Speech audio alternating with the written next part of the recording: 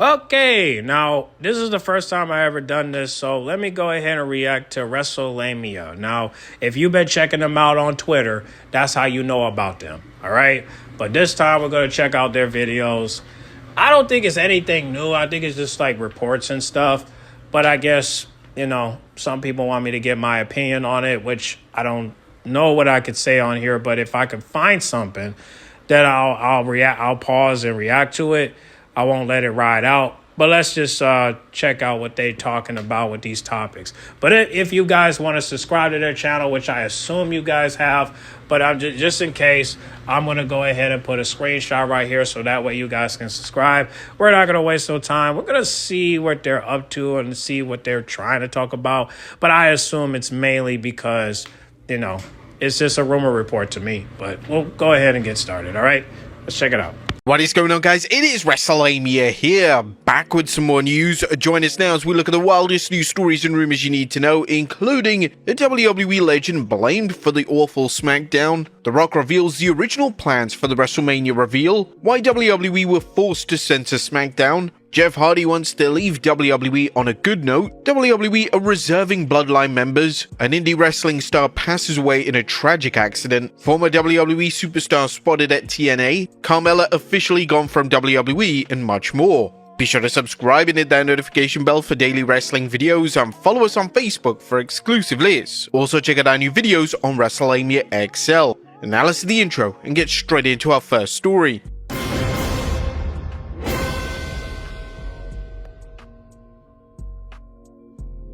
That first story looks at a WWE legend blamed for the awful Smackdown. Atop today's news is a report that fans are flooding social media with complaints about the Road Dogg's role in the 21st February Smackdown, an episode that received, well, very mixed reviews at best. Now, fans are claiming this to be the worst Smackdown of the Triple H era, and they weren't holding back on Twitter as well. As one user wrote, Smackdown literally feels like government mandate filler episodes for WWE up until actual episodes of Raw come up. Is it that bad? As we noted in our analysis of The Rock's extended segment with Cody Rhodes, the segment dragged at times and should have aired at the end of SmackDown, as its position in the early third hour sapped the show's remaining momentum. Again, how do you follow such an insane promo with a DIY match? A Ringside News explained why fans are blaming Road Dogg for the show and the segment. Earlier this week, reports confirmed that Road Dogg had been named co-head writer of SmackDown, marking his return to the brand's creative team for the first time since his previous run from 2016 to 2019.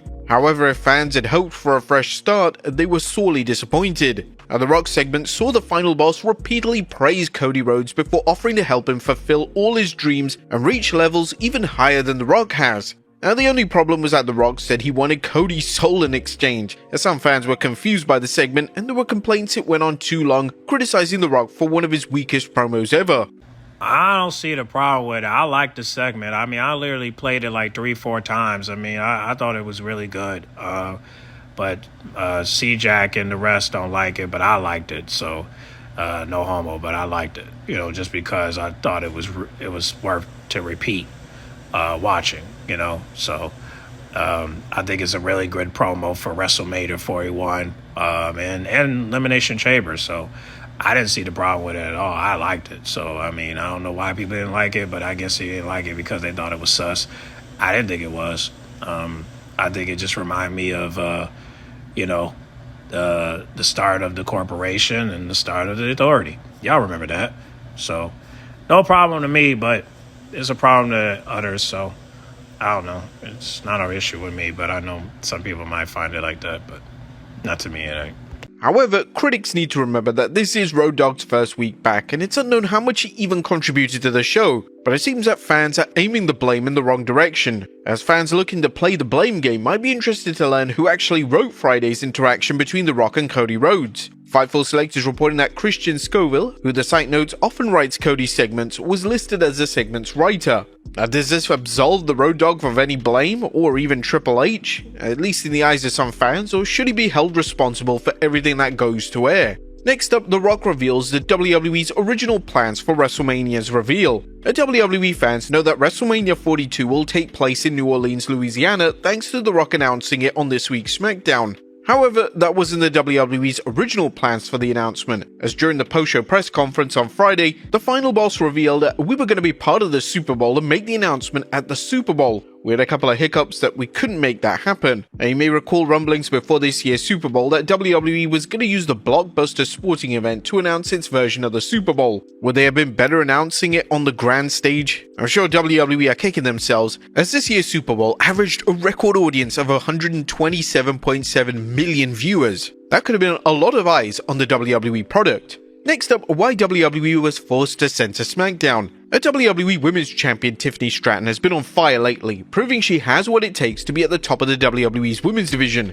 However, on SmackDown, she was involved in two embarrassing moments. The first is when both Nia Jax and Candice LeRae failed to catch her dive from the top rope to the outside, which thankfully didn't end horribly, but the second led to WWE having to censor the show with a black screen. As when Tiffany was near the turnbuckle, her top attire slipped, leading I never saw that, by the way. to a much-needed adjustment. WWE managed to see the slip and quickly censored the show with a black screen. But WWE censors were not so quick, however, when The Rock dropped some of the usual profanity during his promo. Next up, Jeff Hardy wants to leave WWE on a good note. Now, is Jeff Hardy looking to right the wrongs of his past? Jeff's brother Matt, who will be joining him when they appear on this Tuesday's NXT to Battle No Quarter Catch Crew's Miles Bourne and Tavian Heights, commented about the return on the latest episode of Matt Hardy's podcast. He's very happy to be going back, and I feel he wants to right the wrongs. He wants to leave on a good note, no more erratic behavior. He wants to go back and show them who he is. And Matt suggested WWE may have taken a wait-and-see approach with Jeff when he and Matt returned to TNA. I think one of the reasons when we did this whole exchange going on, I think one of the reasons they probably waited a little while to pull the trigger and do something with Jeff and I was to just kind of see where Jeff was, just to make sure that Jeff is good. Now, while some critics believe WWE is doing the same with Tessa Blanchard, a wrestler that the promotion is reportedly interested in by having Blanchard compete in TNA to see whether there's any issues before bringing her into WWE. Next up, WWE reserving Bloodline members. When are potential Bloodline members Lance Anoa'i and Hikuleo gonna debut in WWE? With tensions rising between Solo Sikoa and Jacob Fatu, some fans are curious whether Solo is going to bring in help to deal with the Samoan werewolf. PW Insider's Mike Johnson discussed Hikuleo's status during a PW Insider Q&A, explaining that Hikuleo has been busy at the WWE Performance Center. But Johnson did interestingly point out how all the Bloodline stuff has been methodically planned out, so it makes sense. Johnson added that Lance Anoa'i is likely in the same situation, as WWE doesn't want to throw either talent onto television until they have a solid plan for them. The current buzz is that Solo Sikoa and Jacob Fatu are set to square off at WrestleMania 41, so it wouldn't be surprised if one or both talents show up before the show of shows. I mean, I don't see the problem. I think that would be cool if they add some more members to the Bloodline, whether it's the new one or the old one, you know? I mean, that would be really cool if you think about it. Next up, TNA censoring Tessa Blanchard. Now, as current TNA wrestler Tessa Blanchard continues to deal with allegations of past racist behavior and bullying, fans and reporters want to know what's going on and why TNA brought the controversial figure back. A new claim from podcaster Mike Gilbert of the Mike and JD show alleges that TNA won't let reporters ask Tessa about the allegations. Gilbert discussed this on his podcast, saying, TNA, they're doing a really bad thing with this Tessa. And what I mean is they're putting her around in the media in all these different markets, and they're telling people to interview her, but they can't talk about the allegations. Mike went on to explain they're playing this game with the media, and a lot of people, two people I know specifically, have said F you. Like, I'm not going to be dictated on what questions I can and cannot ask Tessa, so if I can't ask her hard questions, I'm not interviewing her at all. I don't want to interview anybody else because TNA is not in the position they're trying to be. Now, whilst this story hasn't been confirmed, it's not the first time since someone has questioned wrestling promotions' interactions with the media. For example, some critics have accused WWE of using journalists who ask softball questions at their press conferences. While it's not unusual for celebrities to grant interviews with the understanding that some questions are off limits, you can be sure in controversial cases like Blanchard's, who has denied all the accusations, that reporters are gonna want answers and call people or companies out when they're censored. Yeah, I don't know anything about the allegations. I just know that, Chelsea Green called her out and some other people, saying that she was a bully and she's racist and all that. But I haven't heard anything about anybody that's black coming out saying that she is. So, because, again, I'm still trying to figure out what's her race. People say she's white. Some people say she's Latina. Some people saying that she's... I'm not so sure. I mean, I don't know. To me, I think she's white, but because she's married to a Latino. I don't know. I mean, it's kind of hard. I mean, all these flags on her blog. It's kind of hard for me to tell, but I mean, some people don't have an issue with her, so I don't know. If some people don't got an issue with her, then it's really nothing to talk about, to be honest. I mean, shoot. Every time I go on her Instagram, I don't see nothing wrong with her, you know. I like me some Tessie. Tessie. I wish I could react to her videos a little bit, but it's really nothing to look at when it comes to TNA. But hey, I miss the old days, you know what I'm saying, with the beautiful people, ODB, Gail Kim, Madison, you know. I miss them. I really do. Brooke Adams. Yep. Next up, Miro returns to the ring. A former AEW superstar, Miro didn't waste any time returning to the ring, as several news sites are reporting the Bulgarian brute competed in Qatar not long after his AEW release. Wrestling News reported Miro made his return to the ring on February 22nd at the Qatar Pro Wrestling event in Doha, Qatar. He faced AAA Mega Champion Alberto Del Rio. Lucha Libre Online tweeted about the bout. Translated from Spanish, AAA Mega Champion Alberto Del Rio was Miro's first opponent in his return to the ring, and it happened in QPW in Doha, Qatar as part of the Super Slam 3 Super event, which will be available on March 2nd. Now, this is actually the first match that Miro's had since December 2023. A rumor has it that WWE Creative is working on a plan for his return to the WWE. Given all the preparation being made for WrestleMania 41, it'll be interesting to see if he returns before or after Mania, assuming he does return. Yeah, Rusev coming back to WWE, I'm not excited for it, but if she comes back, I mean, who cares? But if the crowd gonna pop, I don't know.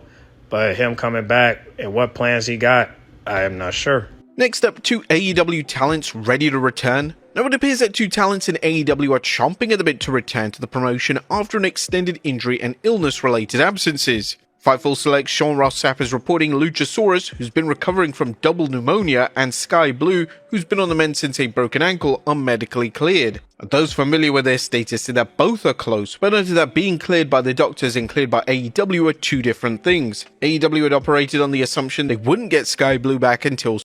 Yeah, we need Sky Blue back, bro. I miss her like a motherfucker. I ain't gonna hold you up, man. She doing all right. I mean, she's able to walk and whatnot, but still not able to wrestle. But they said gonna bring her back in spring, man. I'm ready. I'm ready for Sky Bluey. Let's get it. Spring. Next up, Isla Dawn addresses WWE release. Isla Dawn is letting fans know what she thinks of a recent release from WWE. Dawn, who held a WWE Women's Tag Team Championship with Alba Fire, released a video. One of the sad facts of life is that you won't hear all the good things that people have to say about you until you're gone. Everyone bottles up their emotions only to pour them over your lifeless frame when it is just a little too late. Oh my God, I'm going to miss her. Oh my God, she was a champion. She was a star. She did not deserve this. Fire also held the NXT Women's Tag Team Championship and is the longest reigning NXT UK Women's Champion in the now defunct promotion. Added, did I deserve this? No, but I didn't need it. I was bleeding out, and this was the pressure and the gauze. I was crashing. This is the thing that revived me. My heart stopped on the table, but someone down there sent me back up, knowing that it wasn't quite my time. The White Witch is gone. The unholy enchantress, buried in the grave. Two-time tag team champion. Ashes in an urn. But don't grieve for me. Isla Dawn's not dead yet. Isla Dawn is not dead just yet. The 32-year-old talent should have no problem finding work given her resume and ring skill.